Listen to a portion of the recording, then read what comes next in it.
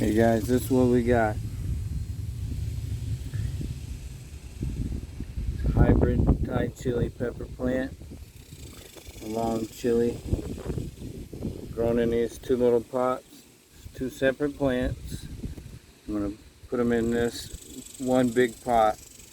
They're small enough that they should fit just fine without overgrowing each other and be one nice solid pepper bush. So I'll get them up potted.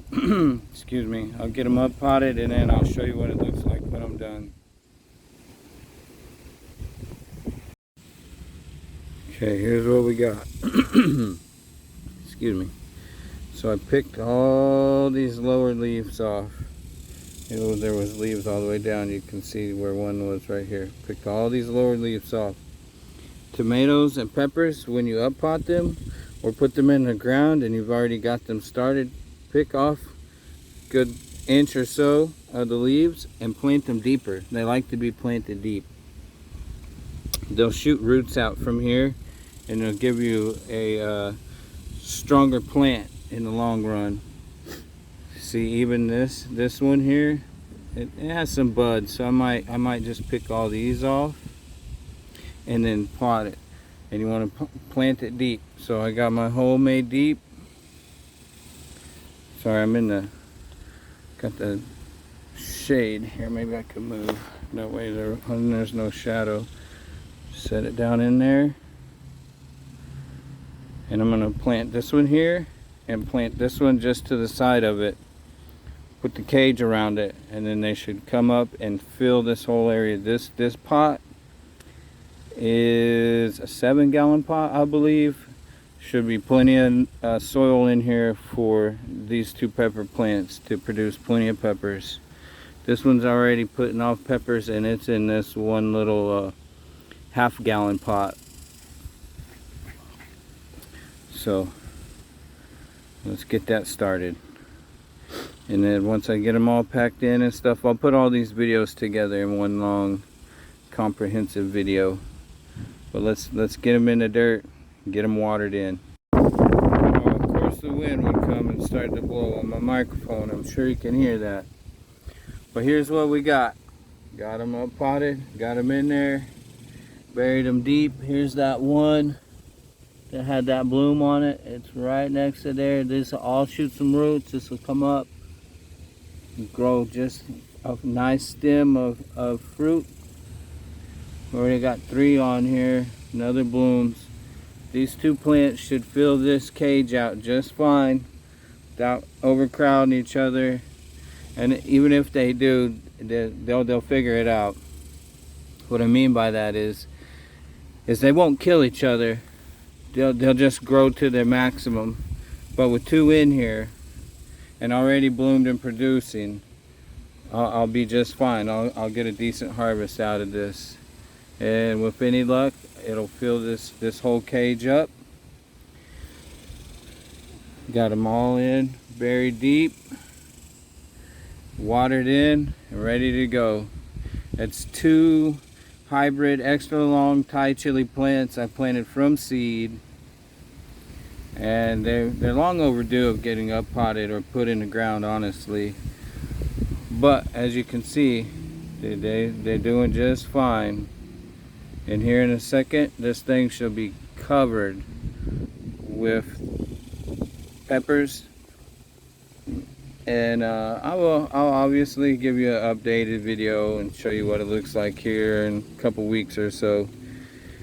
And they were well established in the pots they were in, so there should be no delay with transplant shock, even though I picked some of the leaves off and put them in. Give them a day or so and they'll go right back to growing vigorously. And I don't know, I might top one and let it go. Here, let's top this one. And you just rip that top shoot off, and then that should sprout out another, well, not should, it will. It'll sprout 2 out from there, and it gives you a fuller head, gives you more shoots, more fruit bearing vines. Tomatoes and peppers both like to be topped like that. Alright, and I'm gonna move it over there where the other garden is, and let it do its thing. Here, I guess while I'm going and I'm rolling, let's go over here and we can see what I got so far. Got this bell pepper here. It's putting off a little bit. It's kind of short, but it is in only a gallon pot. Then my Cherokee purples, they're putting off some fruit, but they got some leaf curl. These are sweet snackers. There's 3 in here. I'm just overcrowding a little bit with this one, but I'm gonna hedge my bets and get as much as I can.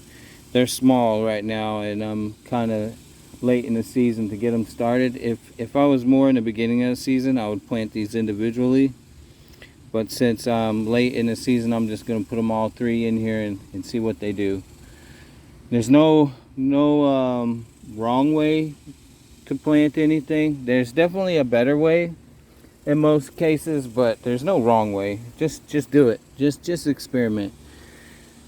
Got this melon here, and I had to get a log here. I got this log to prop it up to hold its weight, so it didn't tear the vine as it grew and got bigger. Then I got this issue over here. Got this melon going. This ain't the issue. This one's doing fine. But this one started by the fence. I didn't think nothing of it. And then it swelled through the fence, and now it's literally stuck. Stuck on the fence to where I'm gonna have to, when I harvest it, I'm just gonna have to cut this whole melon and see what I get. What's left after cutting it free. Then here's the peach tree, growing big. Should be nice next spring, produce some fruit. And then here's my little zucchini. Actually, I didn't realize it was so shaded. I'm gonna pull it out so it gets more sun throughout the day. It's a little bitty, but it's already got a bloom on it. So once we get some more blooms, there's some more down in there, we'll determine what's male and female, and we'll come out here and do a little bit of finger pollinating just to be sure they get pollinated correctly and produce the fruit.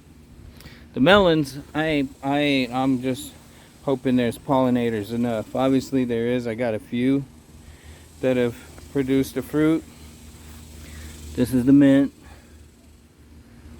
It's gone to flower, some of it, but that's all right. It's semi-decorative more than actual harvestable mint. And then this is a lemon tree, and then these are just wild trees from the garden, from the yard rather, that I let seed and root and grow in here just to shade the soil. And this is more of a house plant than a functional plant, because without greenhouse I really can't grow lemon here in my zone. But you can still use these lemon leaves for tea and for cooking. They're still good, but I don't expect any fruit. And then these right here, this is avocado tree. This one, then there's 2 right here. These are avocados. I don't expect to get any fruit off of them either. Fun fact, not so fun, is that avocado takes 14 to 15 years to produce fruit. So unless you're in the proper grow zone and you got plenty of time, when you plant an avocado pit, don't expect any fruit right away or at all, honestly.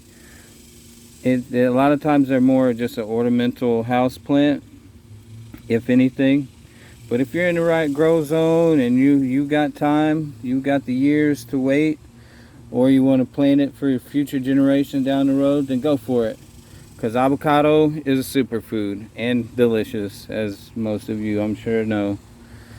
But anyways, yeah, that's what I got over here in my micro garden. I got zucchini, peach tree, cantaloupe, which I got a few on there. Then the lemon and avocado, that's kind of just like a foliage house plant, if you will. Then the mint, Cherokee Purple.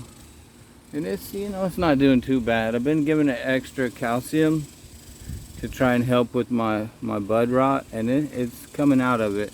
Down lower before I started, you can see where it needed the calcium. I had a lot of bud end rot, and then my buds were just dropping.